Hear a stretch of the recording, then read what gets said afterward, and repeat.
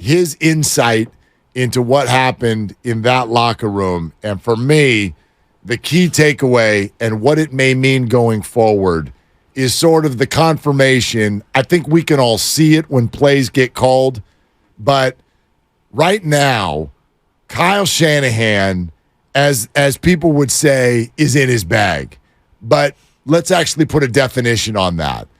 Kyle is like maybe excited to call plays in a way that he hasn't been before. Right. We've all watched Kyle Shanahan coach, and on TV, there are times where it looks like, yo, you don't trust your guys.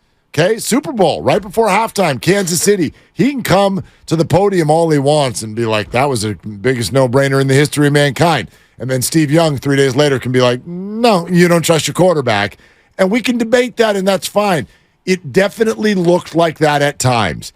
It doesn't now. How about that? They miss one play, and Kyle's like, we're doing it again. Exactly. Because you're going to chunk him, and we're going to win the football game. And it's exactly what they did. This team is like they're champing at the bit to get out there and just chunk the defense. And that was the Cowboys. And they were right. I mean, well, just think about it in terms of Kyle's confidence. So lethal, that man. Play happens, and he throws behind Ayuk, and it's incomplete, and Brock's mad, and you know Kyle's mad because Kyle doesn't like to draw up plays that work and then don't get executed.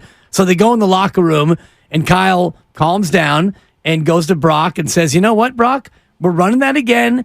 It was schemed up right, and it was open, and you're going to complete it this time. And so on play number 2 in the third quarter, it's that same play. And this is not a dink, and it's not a dunk. It's neither dink nor dunk. And it was defended better. Like, that's the key. The Cowboys were ready for it this time. And that is the key. But to me, the other key is what you're talking about, which is Kyle Shanahan has that faith that Brock Purdy's going to do it better the second time around, and he did. You can already see it. It's not just this one. It's 4th and goal at the 1 with 1 second left to go. Against the Rams. Yep. It's 4th down on the opening drive in Pittsburgh.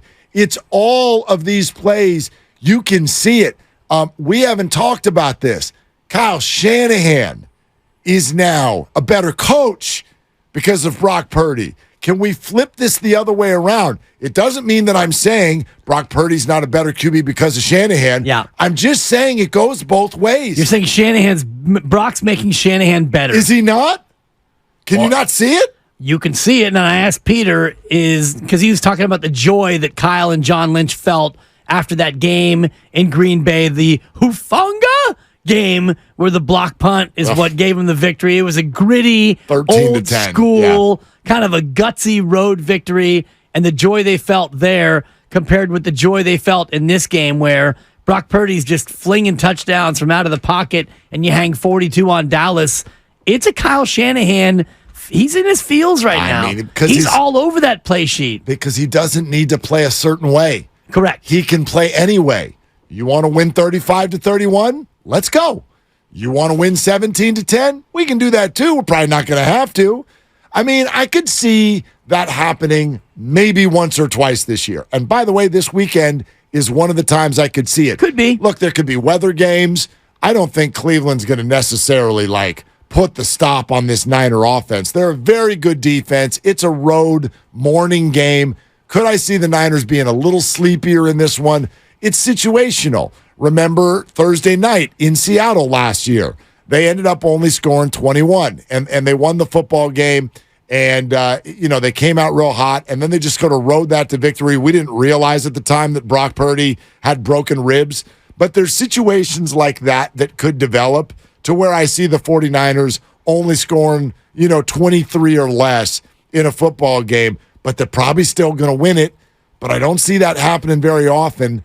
This is a team that is fully loaded to do whatever you want to do. I don't believe that Shanahan or this franchise, it has been 30 years since it felt like this, where you could go in and you're like, I have got at my disposal everything I want on every play, no matter if we've got the ball or not. Right. And it's It's a beautiful thing. It's equal parts personnel and scheme, in my opinion, because you do have an unbelievable amount of talent, and the personnel you have is second to none.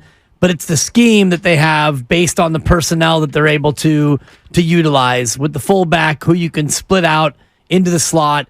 You can put your wide receiver in the backfield and you put your tailback out as a wide receiver. You can flip-flop them. You got everybody going in motion as needed. You got a wide receiver who runs routes as good as anybody in the league, and a quarterback who makes it all happen with accuracy and acumen.